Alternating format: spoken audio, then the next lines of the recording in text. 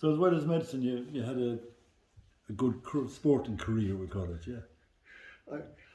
I mean, I don't think I was a top class athlete, but I did play, played Well, football. I played every sport bar hurling, I think. This series of interviews is not about top class, it's about bottom class or middle class or Ordinary- any class. ordinary guys. Depending on who I'm talking to, ordinary guys, yeah. Yeah. So, But yeah, I think my body physique and that was probably more suited to rugby. And I liked playing rugby, and I learned it when I was, the skill of it about 13 to 17 when I was younger. So that was good. But I enjoyed. One of my troubles was I played Gaelic football like I was playing rugby as well. I mean, I think I was a lot better defender than I was an attacker, and it's only later in my life I realised that. Because was the ban gone in your time? It was. Oh well, it was. I was one of these guys that totally ignored the ban. Like, I mean, was it involved in your time? It was there. Yeah, it was there. Yeah. So I remember when it went. Yeah, I got very archaic. Yeah, I got expelled from the GA when I was 12 because I went to a rugby school. No, I have no hang-ups about that. That's the way it was, and that's what it was like, But they could have been doing something better with their time, couldn't they? Yeah, well, that was the way it was, But tell me this now, which was your best sport? Which was your favourite sport? I mean, I was probably best at rugby. I mean, I always you played for college. You played for UCG. Yeah, I played minor rugby for Mayo. I played for UCG and senior rugby for most of my career. I was minor captain.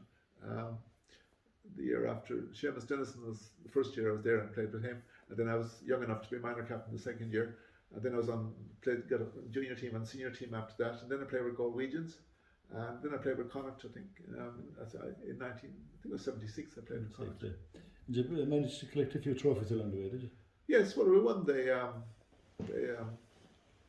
in my year we won the minor cup in the minor league, and we won the minor league the year before that we won junior cup, and we won 2 junior cups and won 2 senior cups with one senior league with UCG and won 2 senior cups with Galwegians. Unfortunately, I never won a senior cup with UCG, which is always. And who was on the team with you in Galwegians? I actually played for Galwegians for a year myself, yeah. Who was playing then? Billy Quinn was playing that time. John Connolly, Mick Kessley. Yeah. I remember all these guys, yeah. But in college, in my first year there, I remember training even with Mick Malloy, who was an intern, and then playing guys with Seamus Dennison, obviously, played for Ireland. Kieran Fitzgerald then came in. Jerry McLaughlin. Yeah.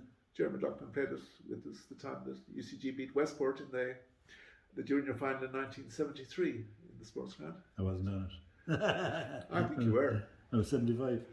I was on a few teams actually, but we got beaten a lot of finals, but could never get over them. But they were the main ones that played in my time. Hugh Maguire got a B cap, and But who was the manager at then? Wasn't Lex Ryan? Was that right? Lex was there. Yes, right. He was a great. Oh, he was. He was a great coach. He was very. He was really very proud of me. I think in Halloween in 1969, when we were playing a junior, a minor league match, and we were playing Corinthians up in Fahey's Field, and what I didn't realise is that I'd selected a 15 to play that way against Corinthians, and I think they had about 35 players turned up, there was only 15 on the field. 10 of ours turned up, but we decided we'd play our 10 against them, and we beat them 10-6. And how did you manage that now? How did you manoeuvre that? Lex was shaking his head like he was giving out to me earlier on, but he didn't say anything afterwards. He was smiling at me. Yeah. But how did 10 manage to beat 15? Had you strategy, or did you? No, just all ad hocery, and we played 5 backs, 5 forwards, and if you were playing in the centre, you were tackling all the way out along the line. Oh, that was a great achievement, wasn't it? Yes, yeah. So when you look back on your career now so far, and you have a few years left yet, and have you enjoyed it? Oh yeah. Yeah. I mean, I think. What the biggest changes you've seen now in medicine and all that? What do you think? I mean, I think it's.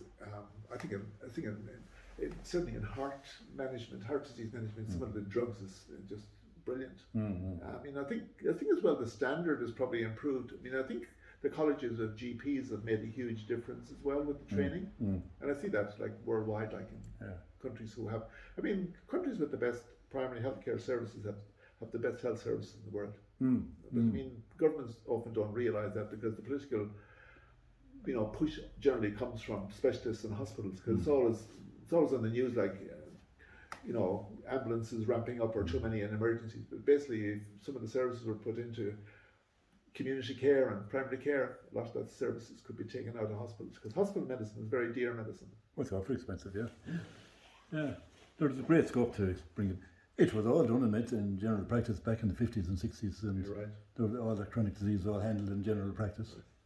And then we got specialists coming in and took it over really and took it away from them and whatever, you know.